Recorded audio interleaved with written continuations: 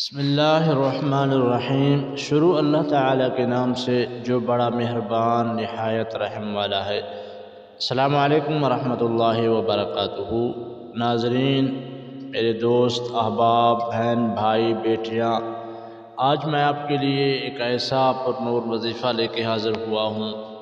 آپ نے اتوار والے دن صرف 3 مرتبہ اس تسبیح کو پڑھنا ہے، اور طریقہ کار اس سے پہلے بھی کچھ وظائف کرنے ہیں، جو تسبیح پڑھنے ہیں وہ بھی آپ کو سمجھنے ہیں، کیونکہ اللہ تعالیٰ کی ذات کی بارگاہ میں ادب، احترام اور طریقے سے آپ کوئی چیز مانگیں گے تو اللہ تعالیٰ اسی ٹائم آپ کو عطا فرمائے گا۔ اور اس وظیفے میں بہت ساری فضیلتیں ہیں اور اس میں بہت سارا خزانہ ہے۔ آپ نے یہ تسبیح اتوار والے دن، اگر آپ اس وظیفے کو اتوار کے بعد سن رہے ہیں، آپ نے کوشش کرنا ہے اتوار والے دن اس وظیفے کو پڑھنا ہے۔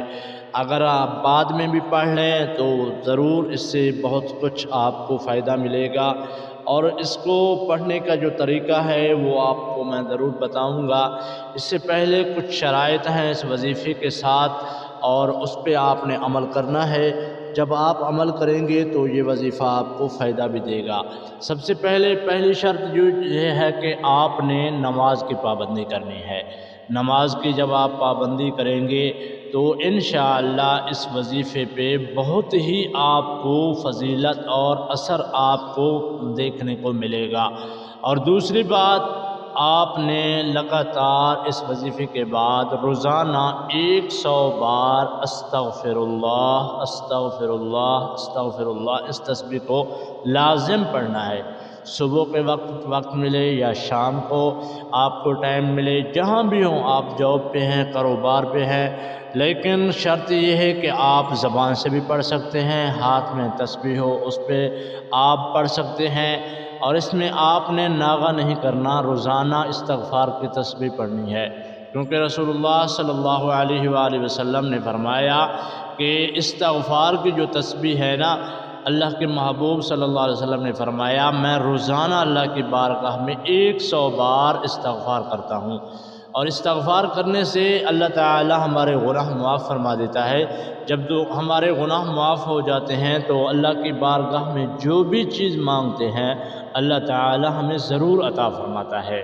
تو چلتے ہیں وظیفے کی طرف۔ اس سے پہلے ہمارا جو ایک قافلہ رواں دواں ہے، سلسلہ ہے، صبح کی نماز کے بعد یعنی فجر کی نماز کے بعد دعا کا جو سلسلہ چل رہا ہے، اس میں بڑے بھی ہیں، چھوٹے، بزرگ، طالب علم، اور درس قرآن کا ایک درس حدیث ہوتا ہے اور 5-10 منٹ کا، اور اس کے بعد دعا ہوتی ہے، اور دعا میں سب موجود ہوتے ہیں۔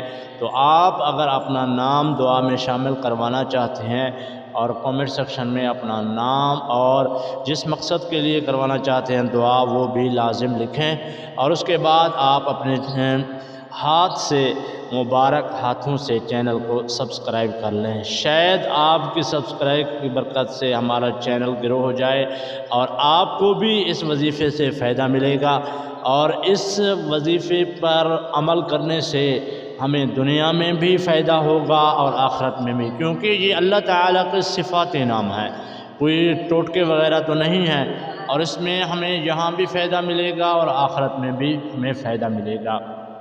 تو چلیے وظیفے کی طرف چلتے ہیں۔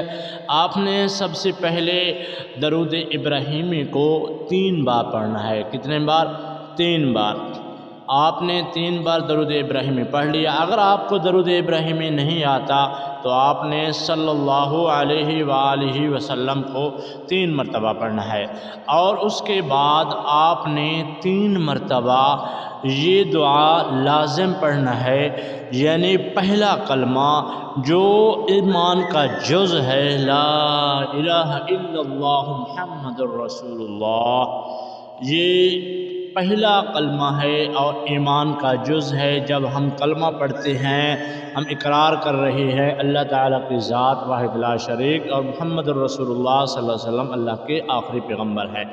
اور 3 مرتبہ جب آپ نے کلمہ پڑھ لیا اور اس میں آخر میں آپ نے 3 مرتبہ، جیسے کہ میں پڑھوں گا ایسے ہی آپ کو پڑھنا ہے، 3 مرتبہ آپ نے پڑھنا ہے یا رب العالمین، یا رب العالمین، یا رب العالمین، یا رب العالمین، ایسے ہی آپ کو پڑھنا ہے 3 مرتبہ۔